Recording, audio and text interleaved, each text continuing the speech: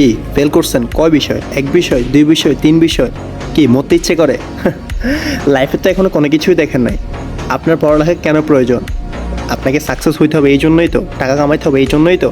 আচ্ছা, আপনার এলাকায় যারা পড়ালেখা করে নাই, যারা সাকসেস পেয়েছে, তাদেরকে একবার খোঁজখবর নিয়েছেন কখনো?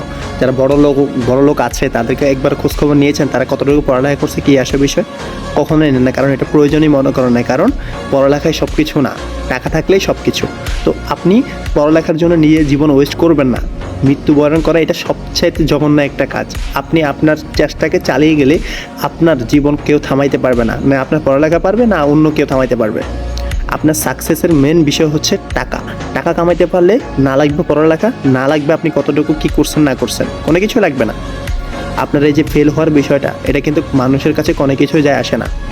আজকে হয়তো বা বলতেছে 2 দিন পরে বলবে, কিন্তু 3 দিনের সময় ভুলে যাবে সবাই।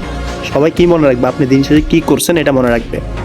সো হারলে চলবে না, আপনাকে আগায় নিয়ে যেতে হবে। আর চেষ্টা করছেন, সমস্যা নেই, হয় নাই, অন্যভাবে ট্রাই করেন, পড়ালেখা অন্যভাবে চেষ্টা করেন। যদি না হয় সমস্যা নেই, বাইরের দেশে চলে আসবেন। বাইরের দেশে অ্যাভেলেবেল ফাঁকা আছে। দুনিয়ায় মানুষ টাকা আর্নিং করতেছে। সফলতার একটা বিষয় কি, ফ্যামিলি চালাইতে হবে, ভালো টাকা আর্নিং করতে হবে, ভালোভাবে থাকতে হবে, এলাকার নাম থাকতে হবে, তাই তো? টাকা থাকলে সব কিছুই আসবে। দেখেন, যাদের কাছে টাকা আছে তারা কতটুকু পড়ালেখা করছে কেউ কিন্তু জিজ্ঞেস করে না কখনো। তারা জিজ্ঞেস করে কত টাকা আছে, কী আছে আপনার কাছে, এটার উপরে নির্ভর করে।